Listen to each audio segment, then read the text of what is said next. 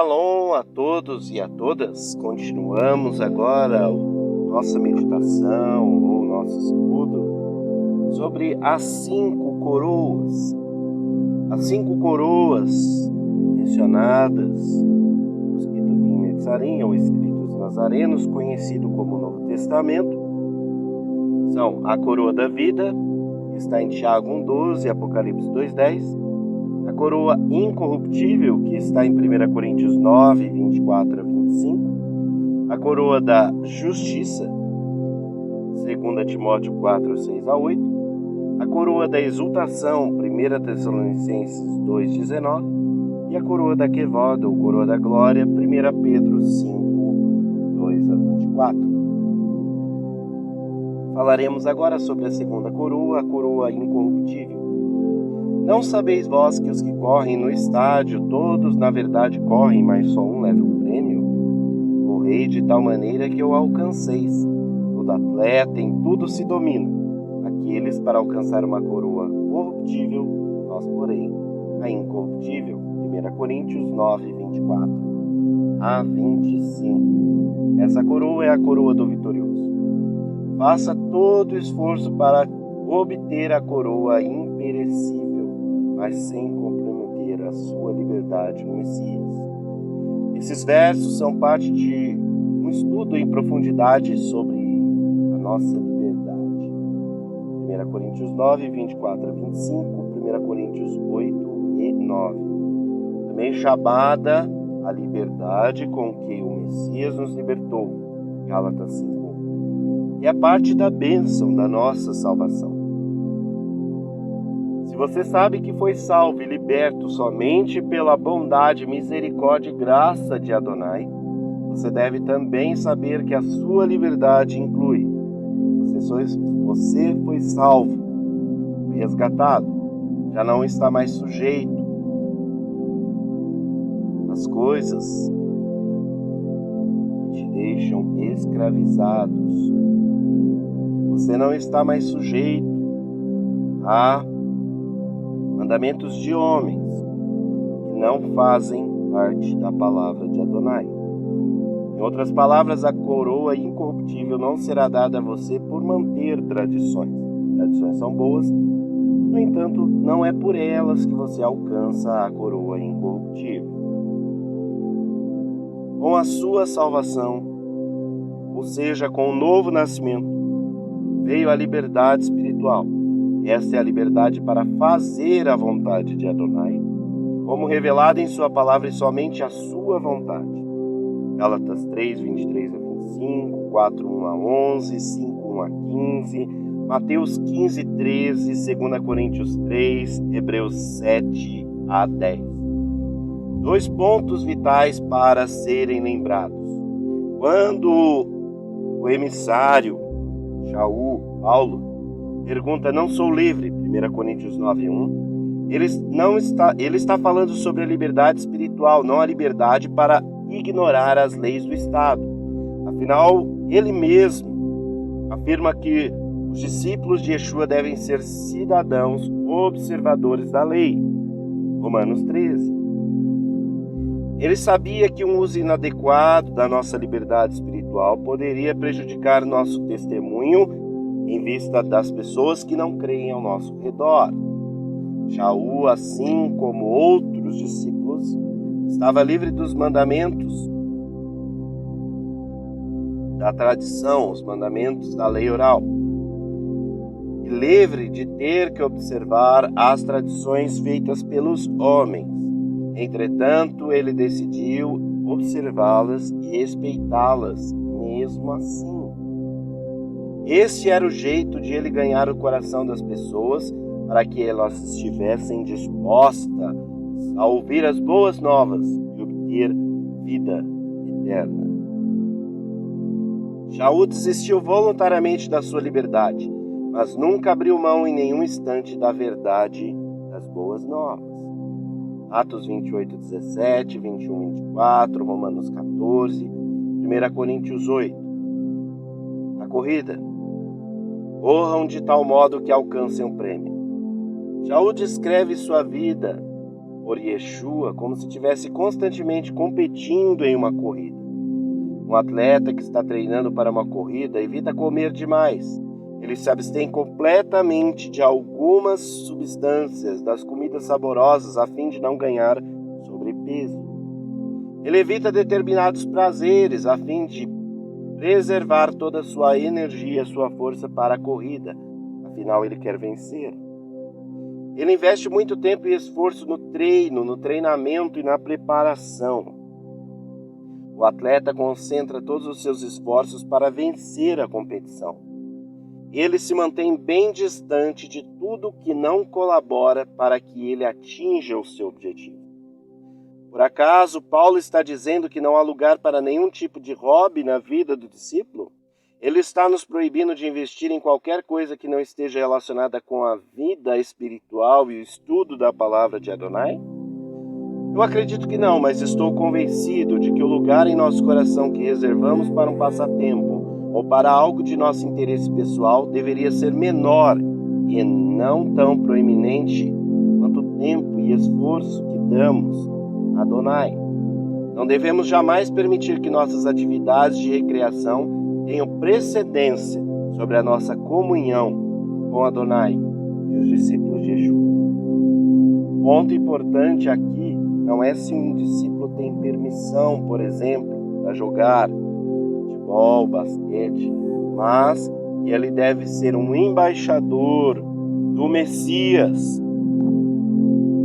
Ele deve ser embaixador do Messias onde quer que ele vá, a todas as pessoas com que ele fizer seu esporte. O comportamento dele tem que combinar com os padrões puros, elevados, kadosh, santos e justos de Adonai, inclusive no campo, na quadra, no tatame.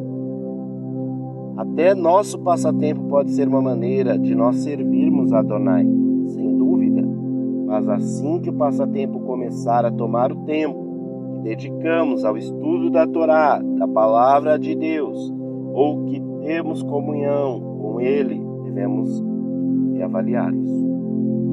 Shaul privou-se de privilégios e prazeres para que esses não se tornassem pedra de tropeço na proclamação das boas novas para as pessoas ao seu redor.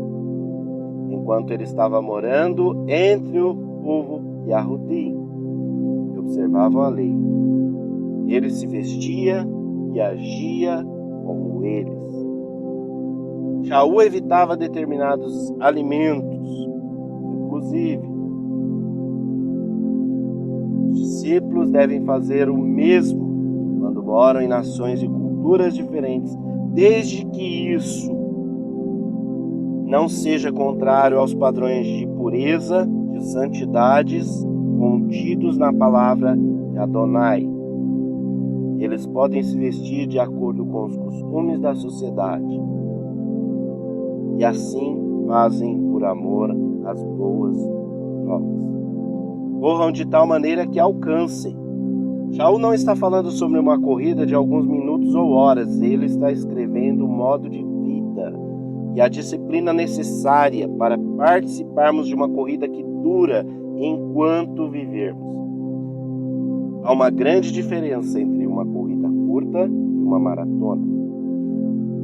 Uma corrida de 100 metros, o atleta corre com toda a sua força desde o primeiro momento. Não há necessidade de preservar forças para o final, porque seu esforço terá terminado em alguns segundos. Uma corrida de longa distância, por outro lado, envolve uma grande quantidade de autodisciplina. O atleta tem tempo para pensar e começa a raciocinar. Para que eu preciso dessa loucura? Por que não termino logo com essa tortura e vou direto para casa? É isso que acontece em nossas vidas. Quando a vida fica difícil, nós começamos a pensar: será que eu estou acreditando na coisa certa? Será que a recompensa que espero receber vale todo esse esforço e toda essa dificuldade? Se a nossa fé não estiver enraizada profundamente em Yeshua HaMashiach, então nosso sofrimento e o alto preço que estamos pagando podem nos desencorajar de permanecermos no caminho certo, nos levar a abandonar a corrida. Shaul está falando sobre uma corrida muito longa, tão longa quanto a nossa vida. Muitos de nós podemos estar dispostos a sacrificar o nosso tempo, a nossa liberdade espiritual. Isso é, privar-nos de coisas das quais temos liberdade para desfrutar, mas somente por um tempo limitado. Estamos preparados para sacrificar uma noite de orações, um ano de voluntário por uma boa causa, nossas férias do trabalho para ajudar pessoas em um país de terceiro mundo, por uma semana, um mês ou até na nossa vila, nosso bairro, e assim por diante. Mas muitos poucos estão dispostos a sacrificar toda a sua vida para servir ao Eterno, pagando o preço da sua liberdade. Aquele que quiser participar da corrida, como Shaul, sacrificar toda a sua vida para servir o Eterno, deve primeiramente crer que Yeshua é o seu Senhor, dono, Adom e Salvador. Ele deve manter os seus olhos no Eterno durante todo o tempo e em Yeshua HaMashiach. Ele deve obedecer ao mandamento que diz: mantenha o pensamento nas coisas do alto e não nas coisas terrenas. Colossenses 3:2. Em outras palavras, ele crê nas promessas de Adonai em sua palavra e aceita elas como sendo mais tangíveis do que a necessidade material deste mundo. Somente esse tipo de emuná pode dar força que ele precisa para correr a corrida espiritual toda a sua vida, como fez Shaul. Aqueles para alcançar uma coroa corruptível. Nos dias de Shaul, Paulo, campeão de uma competição, recebia uma coroa de louros, uma coroa que murcharia. Por outro lado, um discípulo que vive sua vida pelo que está escrito em 1 Coríntios 9:25, em tudo se domina, recebe uma coroa que jamais murchará. Ele sempre pensa nos outros. Vencedor, aquele que recebe a coroa incorruptível, é um que crê em Yeshua, sempre pensa nos outros, persiste na proclamação das boas novas. Para não ser uma pedra de tropeço aos outros, ele desiste das coisas as quais tem liberdade de desfrutar. Ele permanece fiel em todas as coisas acima durante toda a sua vida. Uma coroa que dura para sempre, imperecível. 1 Coríntios 9:25. Este é o nome da coroa que Yeshua nos dará, porque ela não é feita de folhas de louro. As coisas que ele nos dá jamais murcharão ou estragarão. Que Adonai abençoe a todos, abençoe a sua família, a sua vida. Que você tenha sido edificado por essa meditação. Não deixe de curtir, compartilhar, deixar os seus comentários, se inscrever no canal e ativar as notificações no sininho. Shalom, shalom.